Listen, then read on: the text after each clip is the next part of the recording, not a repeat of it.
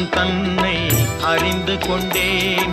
உன் முத்தான தத்துவமே புரிந்து கொண்டேன். முருகா உன் குணம் தன்னை அறிந்து கொண்டேன். உன் முத்தான தத்துவமே புரிந்து கொண்டேன்.